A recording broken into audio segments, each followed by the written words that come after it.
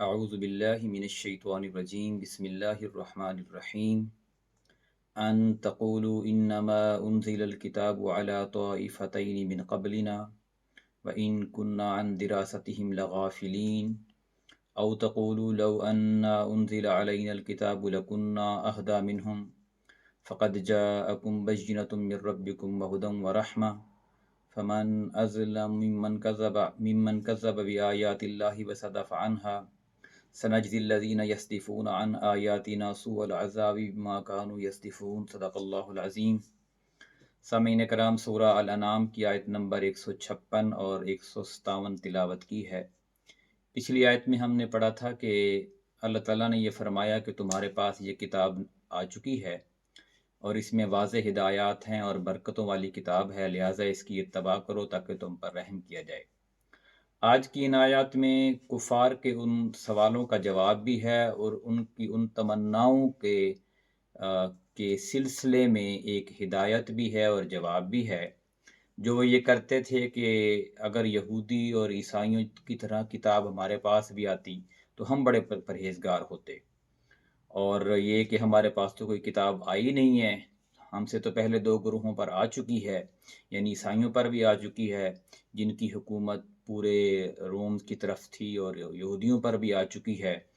تو ہمارے یعنی مکہ کے اوپر جہاں پہ ہم سال سے رہ رہے ہیں یہاں پہ کوئی کتاب نہیں آئی، نہ کوئی نبی آیا ہے، اور اگر ہمارے پاس کتاب آتی تو ہم ان سے زیادہ پرہیزگار ہوتے۔ اسی شان نزول میں یہ آیات نازل ہوئی مکی دور کے آخری حصے میں۔ ان تقولو، یہ کہ تم کہنے لگو، یعنی یہ کتاب ہم نے تمہارے لیے پاس اس لیے نازل کی ہے کہ کہیں تم یہ کہنے لگو انما انزل الکتاب، وہ تو صرف نازل کی گئی کتاب، کہ کتاب تو صرف نازل کی گئی علی طائفتین من قبلنا، ہم سے پہلے دو گروہوں پر، یعنی کتاب تو ہم سے پہلے دو گروہوں پر نازل کی گئی تھی، وَإِن كُنَّا عَن دِرَاسَتِهِمْ لَغَافِلِينَ، اور ہم تو ان کے پڑھنے پڑھانے سے بے خبر تھے کہ وہ کتاب میں کیا تھا، کیا تعلیمات تھیں، لوگ کیسے عمل کرتے تھے، ہمیں تو اس کا پتہ ہی نہیں ہے۔ یعنی کہیں تم یہ کہنے لگو کہ کتاب تو صرف ہم سے پہلے دو گروہوں یعنی عیسائیوں اور یہودیوں پر نازل ہوئی تھی، ہم تو ان کے پڑھنے پڑھانے سے بے خبر تھے۔ او تقولو، یا تم یہ کہنے لگو لو انا انزلا، اگر یہ کہ ہم نازل کی جاتی، یعنی ہم پر نازل کی جاتی علینا الکتاب، کتاب، لکنہ اہدا منہم، البتہ ہم ہوتے زیادہ ہدایت والے ان سے، یعنی جیسے یہودیوں پر کتاب نازل ہوئی یا عیسائیوں پر ہوئی تو جس طرح وہ عمل کر رہے ہیں ہم ان سے زیادہ عمل کرتے اور زیادہ ہدایت والے ہوتے، زیادہ ہدایت یافتہ ہوتے۔ فقط جاءکم بینۃ من ربکم، تو تمہارے پاس تمہارے رب کی طرف سے واضح دلیل آ گئی ہے، جو تم بات کرتے تھے، بات گھڑتے تھے، تمنائیں رکھتے تھے، لو اب واضح دلیل آ گئی ہے، وہدن اور ہدایت، ورحمتن اور رحمت، یعنی یہ تمہارے لیے رحمت بھی ہے، اگر تم اس کے اوپر عمل کرو گے تو اللہ کی رحمتیں تم پر نازل ہوں گی، اور تمہارے لیے ہدایت ہے کہ تمہیں زندگی گزارنے کا پورا اس میں نظام، ضابطہ حیات ملے گا، اور واضح دلیل بھی ہے کہ تم کفر سے بچ جاؤ گے اور راہ راست پر آ جاؤ گے، اس میں واضح نشانیاں ہیں۔ فمن ازلم، سو کون زیادہ بڑا ظالم، ممن کذب بآیات اللہ، پھر اس شخص سے بڑھ کر ظالم کون ہوگا جو اللہ کی آیتوں کو جھٹلائے۔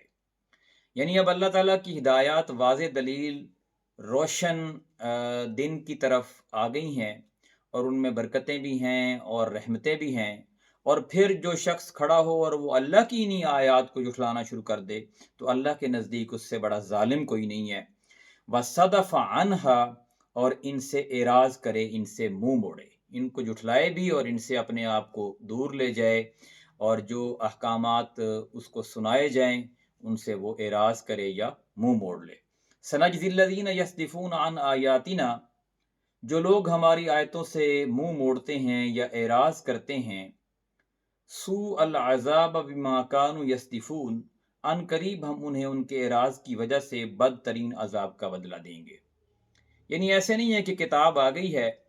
اور اب جس کا جی چاہتا ہے اس کو پڑھ کر عمل کر لے اور جس کا جی چاہتا ہے پڑھ کر عمل نہ کرے اور دونوں برابر ہو جائیں، ایسا نہیں ہے۔ جو اس کو پڑھے گا اور اللہ تعالیٰ کے اس احسان کا اور اس نعمت کی ناقدری نہیں کرے گا بلکہ قدر کرے گا، اس کو سمجھے گا اور اس کے مطابق اپنی زندگی سنوارے گا، ظاہر ہے اللہ تعالیٰ اس کو اپنے انعامات سے نوازے گا۔ اور جو انکار کرے گا یا اس کی نافرمانی کرے گا یا اس کے مخالفت میں کھڑا ہو جائے گا تو وہ اللہ کے عذاب سے بچ نہیں سکے گا۔ اس کا عذاب دنیا پر بھی کسی شکل میں آ سکتا ہے اور مرنے کے بعد تو ہے ہی ہے۔ اب دیکھنا یہ ہے کہ کیا مسلمان اللہ کی اس کتاب کے ساتھ انصاف کر رہے ہیں، کیا وہ اس کو پڑھتے ہیں، اس کے مطابق اپنی زندگی سنوار رہے ہیں اور اس کے مطابق انہوں نے اپنا ضابطہ حیات ترتیب دے دیا ہے۔ اگر دے دیا ہے تو بہت اچھا ہے، انہیں اللہ کا شکر ادا کرنا چاہیے اور اس اللہ کی نعمتیں ان کو دنیا میں بھی ملیں گی اور مرنے کے بعد بھی۔ اگر نہیں دیا تو اس کی فکر کرنی چاہیے۔ اللہ تعالیٰ سے دعا ہے کہ ہمیں قرآن کو صحیح معنوں میں سمجھنے اور عمل کرنے کی توفیق عطا فرمائے۔ جزاک اللہ۔